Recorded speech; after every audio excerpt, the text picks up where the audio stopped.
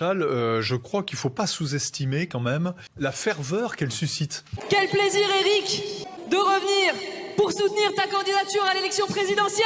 Quand la France donne rendez-vous, on ne tergiverse pas, on y va, alors je suis là. Oui, non, mais moi je pense que l'arrivée de Marion Maréchal consolide la stratégie d'union des droites d'Éric Zemmour. Indéniablement réussi à ébranler le cordon sanitaire, puisqu'il y a des personnalités, notamment chez LR de premier plan.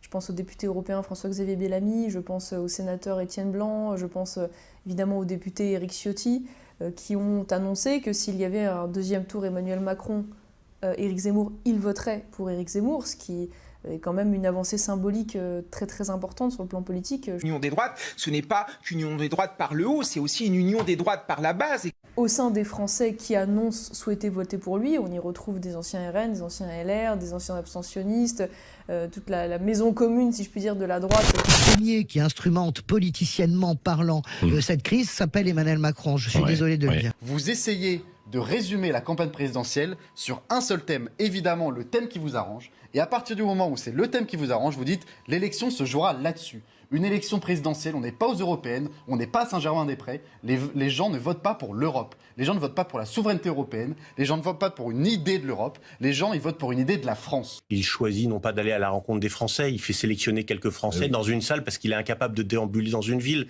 Il se fait huer, siffler. C'est le bilan de ses 5 années de président. Quand un homme qui s'appelle Emmanuel Macron a eu l'effronterie pendant le débat présidentiel de dire qu'il n'avait pas à en connaître, alors que c'est lui qui avait signé une autorisation spéciale parce que Alstom c'était une entreprise très particulière, stratégique, sans la signature du ministre de l'économie et des finances, Alstom ne partait pas aux États-Unis et Madame Pécresse, en plus, apparemment, sa famille s'est enrichie grâce à ça. Bonjour à tous les amis, ce week-end va commencer les 48 heures de la reconquête. Pendant ces 48 heures, nos militants vont aller tracter, vont aller faire du porte-à-porte, vont aller chercher les personnes qui n'ont pas encore décidé pour qui elles allaient voter. Nous comptons sur votre engagement, on compte sur vous.